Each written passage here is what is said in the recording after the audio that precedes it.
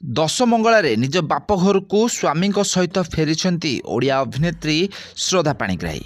ତାହେଲେ ଆପଣମାନେ ଶ୍ରଦ୍ଧାଙ୍କୁ ବେଶ ଭଲ ଭାବରେ ଜାଣିଥିବେ। ଗତ କିଛି ଦିନ ପୂର୍ବେ ଶ୍ରଦ୍ଧାଙ୍କ ବାହାଘର ହୋଇଯାଇଛି।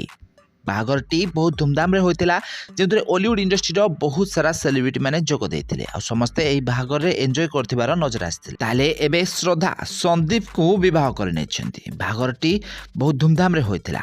ତ ଏବେ ବାହାଘର ପରେ ସନ୍ଦୀପଙ୍କ ସହିତ ପ୍ରଥମ ଥର ପାଇଁ ନିଜ ବାପ ଘରକୁ ଫେରିଛନ୍ତି ଶ୍ରଦ୍ଧା ପାଣିଗ୍ରାହୀ।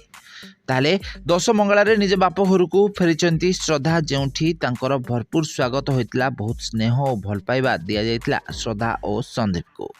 ତ ଏବେ ଓଡ଼ିଆ ଅଭିନେତ୍ରୀ ଶ୍ରଦ୍ଧା ବାହାଘର ପରେ ବି ମଧ୍ୟ ଓଡ଼ିଆ ସିରିଏଲରେ ଅଭିନୟ କରିବେ ବୋଲି ଗୋଟେ ଇଣ୍ଟରଭ୍ୟୁରେ କହିଛନ୍ତି।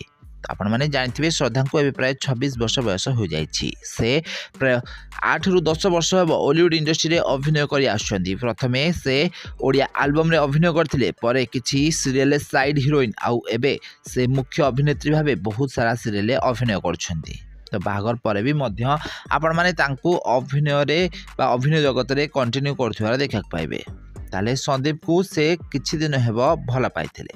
ତ ସନ୍ଦୀପ ଜଣେ ଗାୟକ ଅଟନ୍ତି। ସେ କିଛି ଓଡ଼ିଆ ଗୀତ, ଓଡ଼ିଆ ସିନେମା, ଓଡ଼ିଆ ସିରିଏଲ ପାଇଁ ଗାଇଛନ୍ତି। ତ ଆପଣମାନେ ଜାଣିଥିବେ ଶ୍ରଦ୍ଧା ଆଗରୁ ଗୋଟିଏ ଓଡ଼ିଆ ହିରୋଙ୍କୁ ଭଲ ପାଇଥିଲେ, ରାଜ ରାଜେଶକୁ ଭଲ ପାଇଥିଲେ ଶ୍ରଦ୍ଧା। କିନ୍ତୁ ଦୁର୍ଭାଗ୍ୟବଶତଃ ସେମାନଙ୍କ ମଧ୍ୟରେ ଝଗଡ଼ା ହୋଇଥିଲା ଆଉ ପରବର୍ତ୍ତୀ ସମୟରେ ସେମାନଙ୍କର ବ୍ରେକଅପ୍ ହୋଇଥିଲା। ବ୍ରେକଅପ୍ ହେଲା ପରେ ସେମାନଙ୍କ ନିର୍ବନ୍ଧ ବି ମଧ୍ୟ ଭାଙ୍ଗି ଯାଇଥିଲା। ଆଉ ଏବେ ବିବାହ ବନ୍ଧନରେ ବାନ୍ଧି ହୋଇସାରିଛନ୍ତି ସନ୍ଦୀପଙ୍କ ସହିତ ଓଡ଼ିଆ ଅଭିନେତ୍ରୀ ଶ୍ରଦ୍ଧା ପାଣିଗ୍ରାହୀ।